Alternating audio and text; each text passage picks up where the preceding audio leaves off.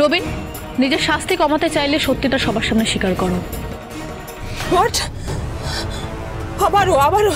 আবারও সুধা এসে আমাদের গেম ওভার করে দিল লাস্ট মোমেন্টে এসে। এবার যদি রবিন মুখটা খোলে না তাহলে কিন্তু সব শেষ হয়ে যাবে সার্থক। আমাদের লকআপে যাওয়া থেকে কিন্তু কেউ আটকাতে পারবে না। Do something. ডোন্ট ওয়ারি ইমন, এই বাজি আমি কিছুতেই হারবো না। রবিন মুখ খুলবে না, আমি খুলতে দেব না। কি করে আটকাবে তুমি ওকে?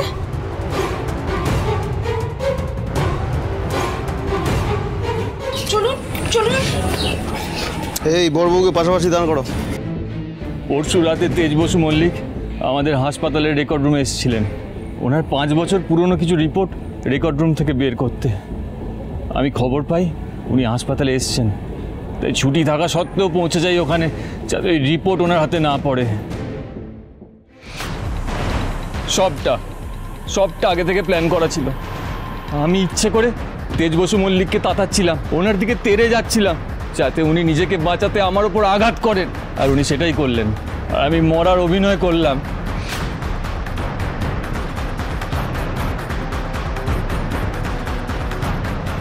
মিথ্যে কথা। তেজ বসু মল্লিক যে রবীন দাসকে খুন করেছে তার প্রধান সাক্ষী ওই হাসপাতালের নার্স মিস সিনহা। দিলীপ বাবু, আপনার প্রধান সাক্ষী কিন্তু মিসিং, সেও তো এই প্ল্যানের সাথে জড়িত। কি তাই তো? হ্যাঁ স্যার, আমি আর সিনহা দুজনের টাকা নিয়ে কাজটা করেছিলাম, তাই সিনহা আমাকে মৃত ঘোষণা করে আমার বডিটা মর্গে পাঠিয়ে দেয়।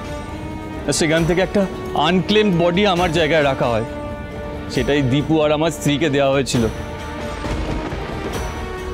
সেই ডেড বডি শেষকৃত্য হতেই ধরা হয় যে সব প্রমাণ শেষ, আর তারপর রবিন নিশ্চিন্তে তার বাড়িতে বসে থাকে। সুধা দেখো, এত প্ল্যানিং প্লটিং করেও কিন্তু রবিন আর রবিনের স্ত্রীকে তোমার বুদ্ধির সামনে ধরা দিতে হলো।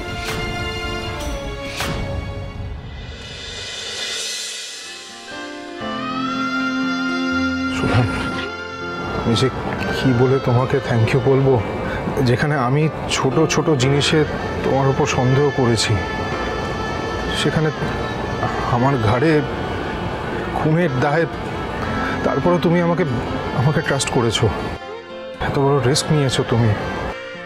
থ্যাংক ইউ সুধা।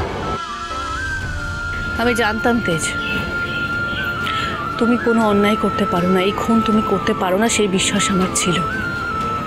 আর সেটা প্রমাণ করার জন্যে আমি সব কিছু করতে পারতাম। কিন্তু আপনারা তো সত্যি মিথ্যে যাচাই করেননি। এখানে একটা আনঅফিসিয়ালি কোর্ট বসিয়ে দিয়েছিলেন। আপনাদের জন্য আমার দাদাভাই নির্দোষ হয়েও সারা জীবনের মতো একটা কঠিন শাস্তি পেতে যাচ্ছিল। সরি ম্যাডাম, আমরা বুঝতে পারিনি এই সবটাই আসলে চক্রান্ত। আমরা সত্যিটা জানার পরে রবীন দাসের শাস্তি চাইছি। আশা করি পুলিশ এবার তদন্তে অবহেলা করবে না। যিনি দোষী তিনি নিশ্চয়ই শাস্তি পাবেন। নরসিংহার শাস্তি চাই, শাস্তি চাই, শাস্তি চাই, নরসিংহার শাস্তি চাই, শাস্তি চাই, শাস্তি চাই। আজকের পর থেকে ওই হাসপাতালে আমরা যাব না, ওখানে কেউ নিরাপদ নয়। একদম না। শুভ বিবাহ সোম থেকে রবি প্রতিদিন রাত 10:30টায় স্টার জলসায় ও জিও হটস্টারে।